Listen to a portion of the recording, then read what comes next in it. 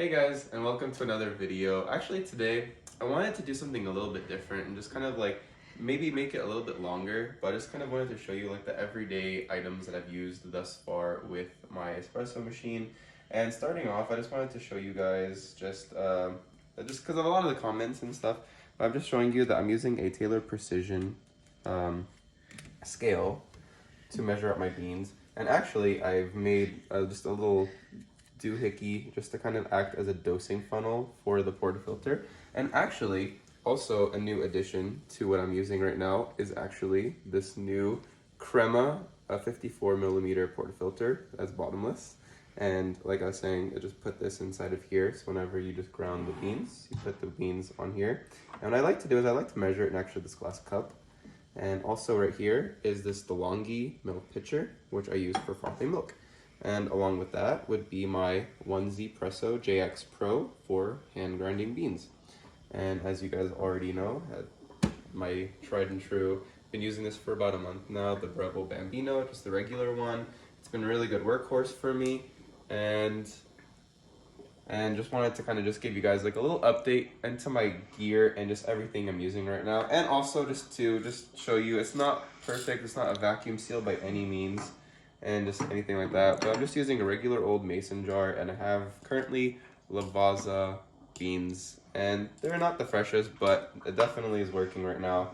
And hopefully we can just, when we finish this, we could try a different batch. I'm also just experimenting with some coffees right now, but that's pretty much my setup. And let's just kind of show you guys, hopefully right now, how much I've come along. And I've been honestly enjoying just reading your guys' comments and just interacting with you guys. It's been a lot of fun. So just a big thank you, honestly, for everyone who's just been really interacting and just showing me a lot of support and love for this channel. And I'm just having fun. As long as we have fun together and just interacting together, just keep making videos. But yeah, okay, but let's keep making some coffee, okay? All right, so here we're gonna dose out 17 grams. I've actually been trying to experiment with how much to dose the coffee, but I keep coming back to 17, and as close as we could get to that, that's a little bit too much.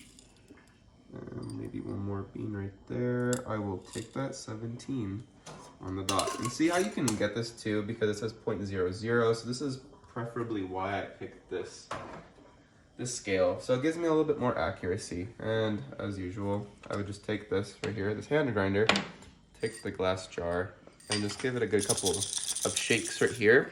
See, just pretty simple, pretty straightforward. You put this already on, and I've already dialed these beans out relatively good. And just kind of again show you how long it takes for hand grinding. And I honestly thought about it a bunch, and I don't regret this decision about getting the hand grinder.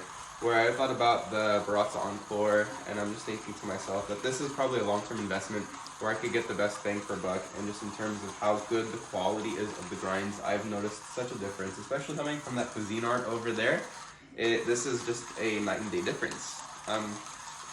And I've definitely been enjoying this a lot more too.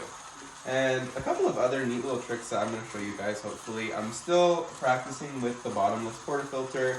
This is really my most recent collection, or piece to the collection, I should say. And it's really tricky, actually. And it's very rewarding when you get it right, but for me right now, more times than not, I'm not getting it right. But the coffee has been tasting pretty good. But that's just good to know, just so I can continue to keep practicing and just kind of work my way until I kind of like start to recognize really good quality shots coming from the portafilter. And as you can see, this definitely does take some time, but it is definitely worth it. So just keep going at this right now, and almost there. Okay, almost there, perfect. And whenever you're done, you could literally just spin this, you know, and just give it a good couple of taps like so, like this. And like I said, just take my little cup that I've poked a hole at the bottom of, and it fits really well. And I actually glued the edge, so that way I could kind of get like a nice close fitting edge, so that way I don't have hopefully coffee spilling everywhere.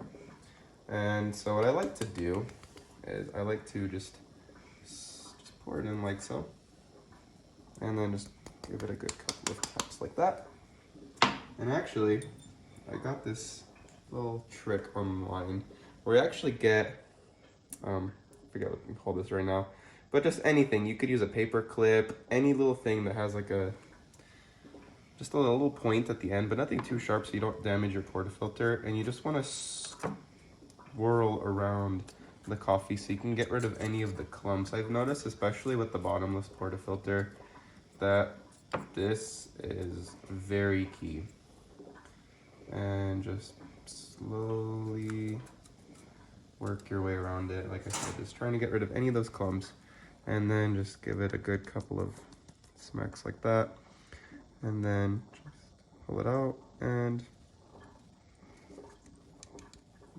yeah, I'm not the best at it again, but it definitely does come out a lot fluffier, and I've been enjoying the coffee from it. So, and I like to just press it, just even it out with my finger, like so.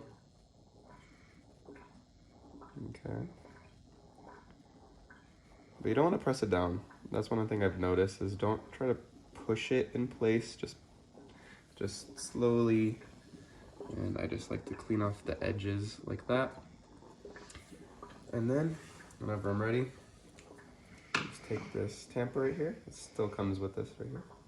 I'm gonna put it in the middle, and I like to push with each of my fingers because I've tried pressing it from the palm, and I've noticed that you can get varying results with that, especially how you place it from the top. And I feel like this gives me a more consistent grind. Let me wipe it off again.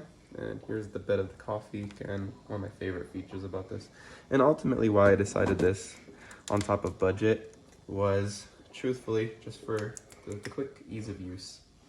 And I'm just gonna get my milk ready and put it in the pitcher while that gets really warmed up. And today actually I'm gonna be using 2% milk. So I know it's not the best for frothing, but it definitely does work. And I'm just trying to practice. And honestly, if you are new with espressos, I do highly recommend whole milk. It is because the fat content in that is just so high that it's just gonna make espressos so much easier to use. So we're just gonna put all this stuff off to the side. Okay, and then we're gonna grab our cup right here and put this right there. And whenever we're ready, we could see the shot. And actually, if you could see, I always like to look at the bottom a little bit.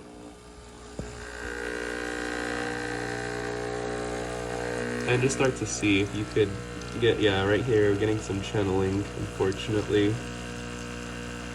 But it looks like it's fairly even extraction.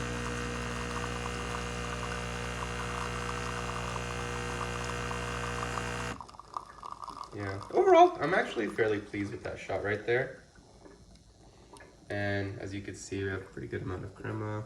And it's a lot more natural crema, especially in comparison to what you'd get with the pressurized baskets. So now, actually, I've gotten this from one of you guys, and I really do appreciate this with frothing the milk. I'm still fairly not the most consistent with it, but just keep it high enough and try to get it to roll, not to swirl. So I've taken that into consideration, where I like to keep it relatively towards the top, let it roll, and then it'll start to make a ripping sound, where it starts to turn into hissing.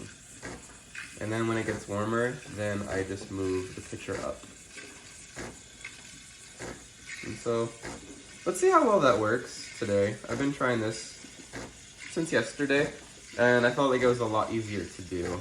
So, I'm just gonna start warming up like that. And then, start to get a little bit warmer. And start to then move it up, like so. Okay, almost there.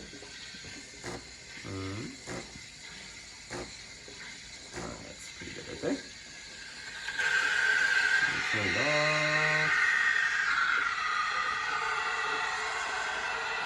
As you can see, one thing I would change about this machine is just how long, from time of pressing the button to actually turning off the steaming, it does take quite a little bit of time. And just gonna need the residual milk out, and then there you go. And then you want to just, you can see the milk right there. It does look pretty velvety. I do like the texture of this right here.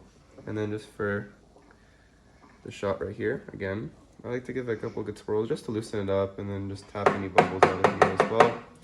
And then just pour it over to the side, and then just kind of come at it like so, like this. And